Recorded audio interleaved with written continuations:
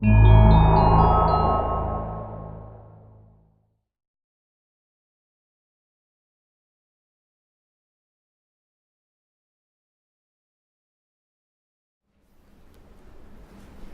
talking a little bit about dynamics again.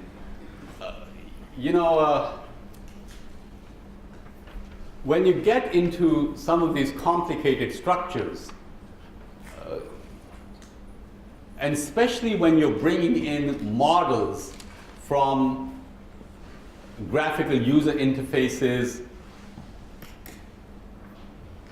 where there's information that is not necessarily structural from the way we think about it. For instance, when we model stuff for doing the analysis or design of a structure, we try and model everything that is major. One of the things that is very commonly, and when you start looking into dynamics, you see this very, very often, that people all of a sudden have found out, oh, 1 million equations, 3 seconds, great, I'm going to put everything in there. They'll start modeling everything in the structure. Every opening, every small pipe hole that they have, they're drilling in, putting a finite element mesh around it. They get to the top of the structure, they see a TV antenna sitting there. Well, while I'm here, let me model this antenna too. Let's see what the dynamics on that antenna does. So then they go do the analysis and the design, they go into, and they do a full-blown finite element, three-dimensional dynamic analysis. And they, of course, have attended one of my dynamics courses in which I've told them that, the first mode will give you 80% of the response. And they run the analysis, they go through all the numbers, and they've included one mode in the analyses, and they find out all the stresses are zero.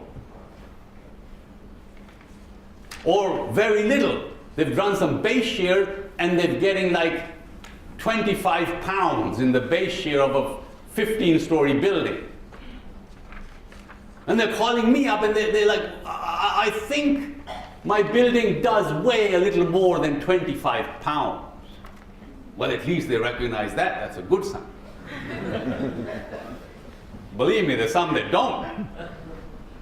Well, what has happened is they've done a single mode analysis, but because they put this antenna at the top, the building is standing like this and the antenna is doing this. And that's where the 25 pounds is coming from. And you can see that that's a very extreme situation, but you can see that if you have certain mezzanine levels that you have modeled in the structure that have very little weight compared to the weight of a typical floor, and you start doing an eigenvalue analysis, you will find out that you will get a lot of these localized modes where just a small mezzanine in the structure is oscillating. Or if you model the piping system in there, the piping system, and the whole structure is still just stagnant, doing nothing. See, that's where the power of the Ritz analysis comes in. If you did not do an eigenvalue analysis, but instead you did a Ritz analysis to get your mode shapes and frequencies, you will find out that the Ritz analysis will capture first those modes that have got fundamentally a large portion of the participation of the structure. So all of those modes that are going to contribute to the base shear, if you did the Ritz analysis, you will get that first. And that's one of the things that you should really look into. You cut out a lot of the extraneous modes, and every time you do the Ritz analysis and you have the number of modes you've calculated, you will always get 100% of the base shear captured.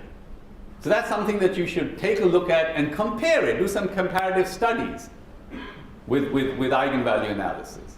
It's very, very powerful when every time you have localized modes like that. Especially when you start doing structures, vertical vibration of floor systems. You have the power to do these things where you have this step analysis, foot drop kind of stuff that you do. And for that, you can activate the Ritz analysis. But these are the kind of things that are all there at your fingertips. You've got it sitting in the software to be able to do that.